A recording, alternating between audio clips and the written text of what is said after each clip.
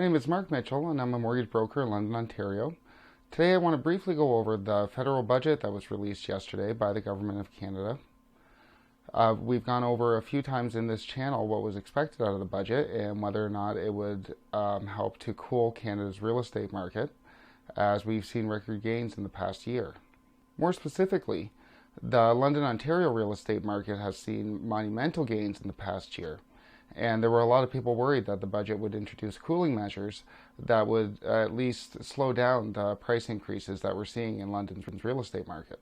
So we're just going to do a brief overview of the changes to Canada's housing market that were introduced in yesterday's federal budget.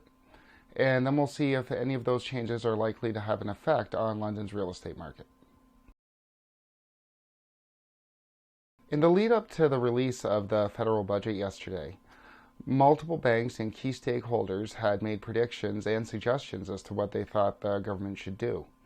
There was suggestions of ending the principal residence exemption on capital gains taxes. There were talks of ending the blind bidding system in real estate transactions. And there was a lot of talk about strengthening the stress test, essentially making it more difficult for borrowers to attain a larger or a higher amount of a mortgage. With that said, none of those predictions came true. The government decided to attack both the supply and the demand side, but not in the manner that many people predicted. Instead, as outlined in the federal budget, the government's providing $2.5 billion to CMHC in the hopes of increasing affordable housing in Canada.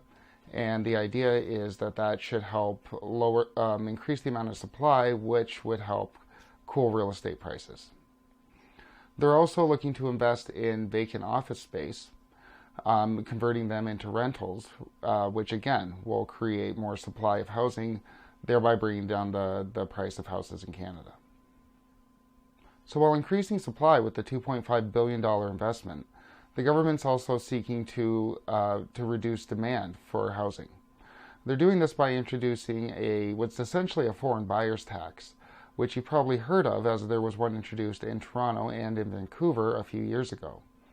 So what they're doing is introducing a 1% tax on vacant properties held by non-residents of Canada. And the idea is that this will help to reduce the amount of demand for properties in some of the larger cities.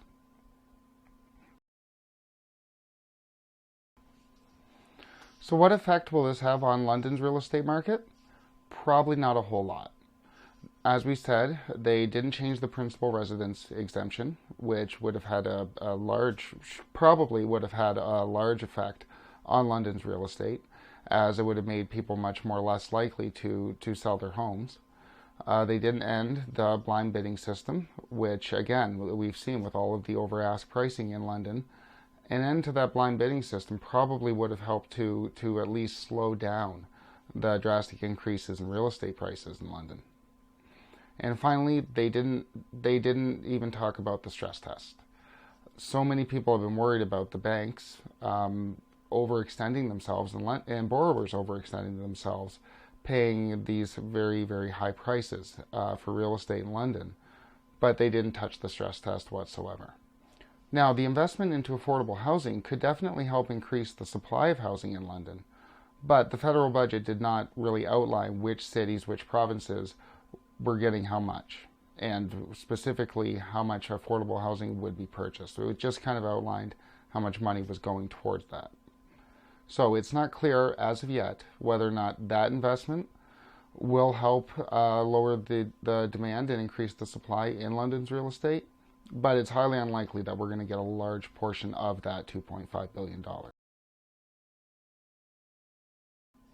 So in conclusion, while there was a lot of mortgage brokers and real estate agents and banks and borrowers and sellers keeping a close eye in London on the federal budget, we can see that they didn't really tackle a whole lot of the housing issues that we've seen countrywide, and obviously definitely not in our little backyard that we have here.